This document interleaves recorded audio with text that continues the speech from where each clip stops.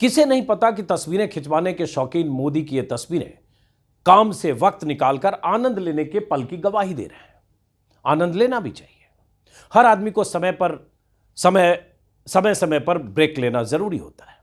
बहुत काम करता है, थोड़ा ब्रेक चाहिए, अगर वो मानव है तो।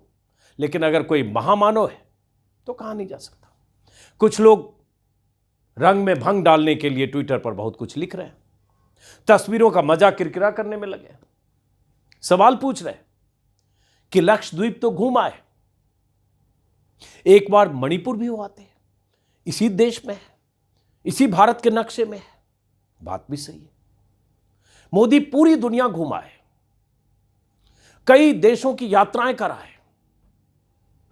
देश के भीतर 50 यात्राएं करके दिल्ली लौट आए, 50 चुनावी सभाएं कर ली, आज भी जयपुर के दौरे पर है। लेकिन मणिपुर नहीं गए तो नहीं गए। अब जो लोग ये पूछ रहे हैं उनसे कहा जा सकता है कि ये भी कोई बात हुई। मोदी जी को समंदर का नजारा देखने की तस्वीरें खिंचवानी थी, समंदर में गोते लगाते हुए वीडियो बनवाना था, रेत और समंदर का आनंद लेते हुए अपनी तस्वीरें आप तक पहुंचानी थी, टेलीविजन चैनलों के जरिए, सोशल मीडिया के जरिए उन तस्वीरों को वायरल करवाना था। तो इसमें मणिपुर कहां से आ गया? मणिपुर में यह सब हो पाता क्या? मणिपुर में ना तो समंदर है, न ही वहां स्नॉर्कलिंग हो सकती है, न ही रेत में ऐसे कुर्सी धसा कर बैठा जा सकता है, न ही ऐसे नजारे हैं। वहां तो रोते बिलखते लोग मिल जाते हैं, जले हुए मकान दिख जाते हैं, क्या पता नाराज लोग नारे ही लगाने लगते हैं। जातीय दंगे और हिंसा की आग में झुलसे मणिपुर में वो बात कहां जो लक्षद्वीप के इस समुद्री नजारे में, स्नॉर्कलिंग में है, मछलियों के बीच लाइफ जैकेट पहनकर विचरण करने में है। कैसे तुलना कर रहे हैं? कहां लक्षद्वीप, कहां मणिपुर? ये विघ्न संतोषी लोग बात बात पर मणिपुर ले आते हैं। अब अगर मोदी जी मणिपुर की हिंसा में जले हुए मकान, राख हुई इमारतें और फूंक दिए गए घरोंदों को नहीं देखना चाहते हैं तो नहीं देखना है। कोई जबरदस्ती है क्या? वह देश के पीएम है, उन्होंने तय किया कि उन्हें लक्षद्वीप जाना है, उन्होंने तय किया कि दुनिया के कई देश जाने हैं, घूमना है, बहुत कुछ देखना है, पीसा की मीनार देखना है, इजिप्ट का पिरामिड देखना है, मणिपुर नहीं जाना है। जिनके परिजनों को मार दिया गया, जिनकी बेटियों के साथ रेप किया गया, जिनके मासूम बच्चों की जान ले ली गई, जिनके पिता या बेटे को गोली मार दी गई, उन सब से अगर मोदी जी को नहीं मिलना है तो आप जबरदस्ती उन्हें मिलने के लिए भेज देंगे क्या? ये तो मोदी जी तय करेंगे। भाई देश के पीएम है, उन्हें समंदर के नजारे देखने हैं, उन्हें दुनिया की सैर करनी है। आप चाहते हैं मोदी जी मणिपुर के राहत शिविरों में चले जाएं, उन्हें रैलियों में मोदी मोदी के नारे लगवाने हैं, और आप कह रहे हैं कि वो मणिपुर चले जाएं। ये तो नाइंसाफी है। ये तय तो मोदी जी करेंगे कि कहां उन्हें नहीं जाना है और कहां जाना है और कैसी तस्वीरें खिंचवानी है। मणिपुर जाकर मोदी जी बेहाल और बिलखते लोगों को देखें, बेहाल महिलाएं और बुजुर्गों से मिलें। क्या करेंगे मिलकर यह देखकर? जो देखने की चीज है उसे देख रहे हैं, निहार रहे हैं, लहरों को गिन रहे हैं। यह कोई छोटा काम है क्या? अब ऐसे लोगों को क्या ही कहा जाए जिन्हें मोदी जी की ऐसी मनोहारी तस्वीरों से परेशानी है। मोदी जी समंदर के किनारे फोटो सेशन वाली ड्यूटी कर रहे हैं और लोग मजे ले रहे हैं, मजाक उड़ा रहे हैं। कुछ लोग 2019 में शूट हुई उस डॉक्यूमेंट्री की तस्वीरें भी शेयर कर रहे हैं, जब मोदी जिम कॉर्बेट में बेयर ग्रिल्स के साथ शूटिंग कर रहे थे। तब मोदी ने कहा था कि उन्होंने 18 साल में पहली छुट्टी ली है। हालांकि फिर 2 साल बाद अपनी पार्टी की मीटिंग में कहा कि उन्होंने 22 साल से कोई छुट्टी नहीं ली। अब मोदी जी है, कभी कह सकते हैं मैंने 18 साल में छुट्टी नहीं ली, कभी कह सकते हैं 22 साल में छुट्टी नहीं ली। मोदी जी कह सकते हैं। अब पता नहीं मोदी जी की कौन सी बात सही है, वही जाने। आज ही मुझे 2019 का एक ट्वीट दिखा जिसमें मोदी जी ने लिखा था, अक्सर मुझसे यह प्रश्न बार बार पूछा जाता है कि मोदी जी आप तो 18-20 घंटे लगातार काम करते हैं, आप छुट्टी नहीं लेते हैं, आपको थकान नहीं होती है क्या? ये खुद मोदी जी ने ट्विटर पर लिखा था 2019 में। जब 130 करोड़ और उसके बाद मोदी जी ने जवाब भी दिया कि जब 130 करोड़ आशाएं आकांक्षाएं आपसे जुड़ी हुई हो तो थकान कैसे हो सकती है। इसी ट्वीट से समझिए कि मोदी जी खुद को महामानव की तरह दिखाने के लिए कैसे माहौल बनाते हैं। आप ही सोचिए कि क्या कोई 18-20 घंटे लगातार काम कर सकता है क्या, हर रोज, सालों साल, बिना छुट्टी लिए हुए? भाई दिन रात मिलाकर अगर घंटे जोड़ेंगे तो 24 घंटे ही होते हैं। इसी में नित्य क्रिया से निवृत्त भी होना तो पड़ता ही होगा। अखबार भी पढ़ना पड़ता है, पढ़ते ही होंगे। कई बार तस्वीरें आती है बत्तख के साथ बैठकर या पेड़ के पास बैठकर कुछ पढ़ते हुए, या पार्क में कुछ योगा भी करते होंगे। सुबह दोपहर शाम मिलाकर 3 वक्त का खाना भी होता है। वैसे चलिए मान लीजिए कि मोदी जी 2 ही वक्त खाते होंगे, फिर अपने फिटनेस के लिए कुछ तो करते होंगे, उसकी तस्वीरें गवाह है। कभी खाने के बाद थोड़ा आराम भी करते होंगे। हालांकि यह भी मान लिया कि मोदी जी दिन में कभी आराम नहीं करते होंगे, सालों भर 365 दिन में कभी आराम नहीं करते होंगे। टीवी तो देखते होंगे, इतने जो उनके प्यारे प्यारे चेहरे हैं कभी तो देखते होंगे। चौधरी, गोस्वामी, बहुत सारे। सोशल मीडिया पर तो पक्का समय गुजारते होंगे, ये तो उनकी अवेयरनेस से पता चल जाता है, जैसे बार बार जिक्र करते होंगे। तो ये सारे काम 4 घंटे में हो जाते हैं क्या, या ये सारे काम को भी ड्यूटी में शामिल कर लेते हैं क्या? और इसके अलावा फिर कुछ घंटे सोते भी होंगे। अब ये सब करते हुए कोई 18-20 घंटे लगातार बिना छुट्टियां लिए काम कर सकता है क्या? अब इसका एक ही जवाब है, हां कर सकता है, अगर वो इंसान मोदी है, अगर वो मानव नहीं महामानव है। पौने 9 साल में पौने 10 साल में सैकड़ों चुनावी सभाएं, रैलियां, पार्टी नेताओं के साथ 50 मीटिंग्स, रोड शोज, चुनावी जोड़ घटाव में खर्च किए गए सैकड़ों दिन को भी अगर प्रधानमंत्री मोदी काम मानते हैं तो अलग बात है। जैसे आज ही जयपुर में बीजेपी दफ्तर में कुछ वक्त गुजारने वाले हैं मोदी जी। तस्वीरें आ रही है कल से रात से, वो भी ड्यूटी होगा, गपशप। इसमें कोई शक नहीं कि देश का प्रधानमंत्री हर वक्त ऑन ड्यूटी होता है, हर वक्त ऑन ड्यूटी होता है। लेकिन इसका यह मतलब नहीं कि मार्केटिंग ऐसे की जाए कि मोदी जी देश के पहले पीएम हैं जिन्होंने कभी छुट्टी नहीं ली। मोदी जी देश के पहले नेता हैं जिन्होंने 21 साल में या 22 साल में या 23 साल में कभी छुट्टी नहीं ली। यह सब आपको बार बार इसलिए बताया जाता है ताकि आपके दिमाग में यह पैबस्त होता रहे कि मोदी मानव नहीं है, महामानव है। कुछ ऐसे ही लड़के ने पूछा था पेरिस में। आपसे एक सवाल था आप जो 20 घंटा काम करते हैं, हम कैसे कर सके 20 घंटे? पेरिस की इस यात्रा के दौरान इस नौजवान ने पीएम मोदी से वही पूछा था जो इसने सुन रखा होगा। ऐसे बहुत सारे लोग बहुत बयान देते रहते हैं। महाराष्ट्र बीजेपी के अध्यक्ष रहे एक नेता ने तो कुछ दिन पहले कहा था कि मोदी जी सिर्फ 2 घंटे सोते हैं, 22 घंटे काम करते हैं, और एक ऐसा प्रयोग कर रहे हैं ताकि उन्हें सोने की जरूरत ही ना पड़े और देश के लिए 24 घंटे काम कर सके। सोचिए जनाब, मोदी जी को कहां पहुंचाने की कोशिश हो रही है। मोदी जी खुद इंटरव्यू में कह चुके हैं कि वो बहुत कम सोते हैं, इतना काम करते हैं कि सोने का मौका ही नहीं मिलता। उनके इंटरव्यू का वक्त हासिल करने वाले एंकर और एक्टर भी मोदी जी से ऐसे सवाल जरूर पूछते हैं ताकि मोदी जी बता सके कि कभी छुट्टी न लेना और नाम मात्र सोना उनकी खासियत है। जनता लहालोट होती रहे, कैसा पीएम तो कोई हुआ नहीं। अब जैसे मैं जानता हूँ, जैसे अक्षय कुमार जी का एक स्टाफ मेंबर से भी बात कर रहा था, आप 3 या 4 साढ़े 3 घंटे ही सोते हैं। मतलब 7 घंटे तो सोना एक अमूमन एक शरीर को चाहिए। आप 3.5 घंटे ही सोते हो। ये बात आपकी सही है। मेरे जितने मेरे साथी हैं, मेरे जानने वाले लोग हैं, या हमारे जो अब सरकार में आया हूँ तो डॉक्टर भी रहते हैं, उन सबका मेरे से एक ही आग्रह रहता है कि मेरी नींद में बढ़ाऊं। राष्ट्रपति ओबामा जब मुझे मिले तो वो भी सबसे पहले मेरे से इसी के में उलझ गए।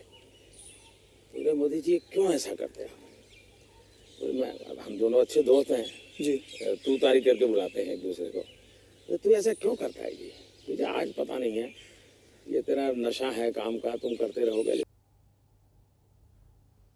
आप कभी थकते नहीं क्या? आप थकते क्यों नहीं? आप कभी छुट्टी क्यों नहीं लेते? आप इतना कम क्यों सोते हैं? आप कौन सा टॉनिक लेते हैं? इस टाइप के सवाल पूछने वालों को मोदी जी बहुत पसंद करते हैं। और अगर प्रसून जोशी टाइप कोई राइटर पूछ दे कि आप में तो एक किस्म की फकीरी दिखती है, तो मोदी जी उस पर खास मेहरबान हो जाते हैं। ऐसे सवाल पूछने वाले एंकर, एक्टर, राइटर, ये सब मोदी जी के गुड बुक में रहते हैं। वरना कोई वजह नहीं है कि पौने 10 सालों के कार्यकाल में पीएम मोदी ने एक भी प्रेस कॉन्फ्रेंस नहीं की। एक भी नहीं तो एक भी नहीं।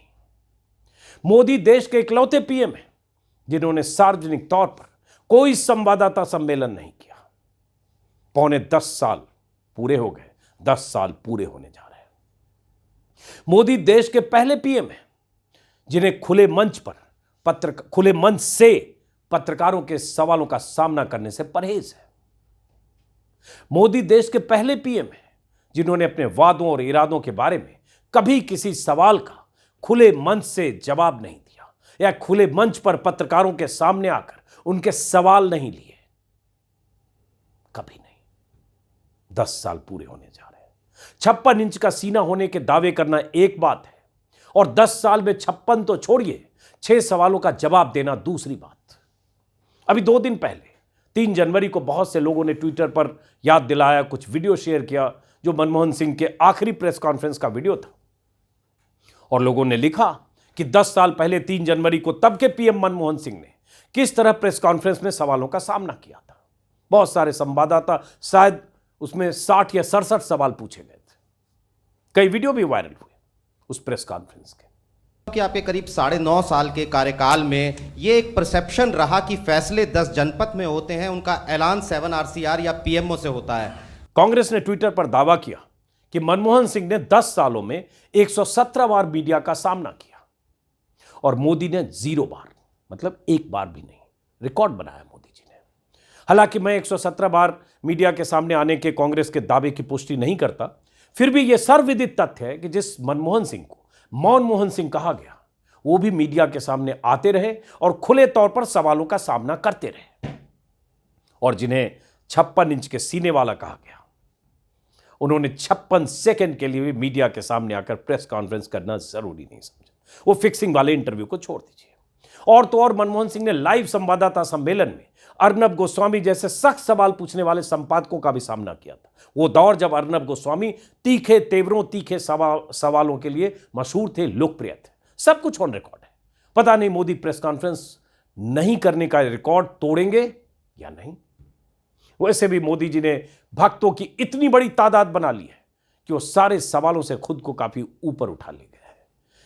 मीडिया मोदी जी के नाम का झाल बजा रहा है, बीजेपी नेता मोदी जी के नाम की तुरही बजा रहे हैं, भक्त मृदंग बजा रहे हैं, सब मस्त है। क्या सवाल पूछना, सवालों से ऊपर है। महामना मोदी, महामानव मोदी। जनता झोली भरकर वोट दे रही है तो क्या सवाल, कैसा सवाल। लेकिन लोकतंत्र में क्या प्रधानमंत्री सवालों से परे है? मोदी जी के बहुत से समर्थक और बीजेपी नेता और बहुत सारे ऐसे लोग उन्हें बार बार अवतारी और भगवान का दूसरा रूप घोषित कर देते हैं। जरा सोचिए क्या हो रहा है। नेता कहते हैं ऑन रिकॉर्ड, मंत्री कहते हैं ऑन रिकॉर्ड। जैसे महाराष्ट्र के एक बीजेपी नेता ने कहा, कुछ दिन पहले का बयान है, मोदी विष्णु के 11वें अवतार हैं। देश का सौभाग्य है कि हमें मोदी में भगवान जैसा नेता मिला है।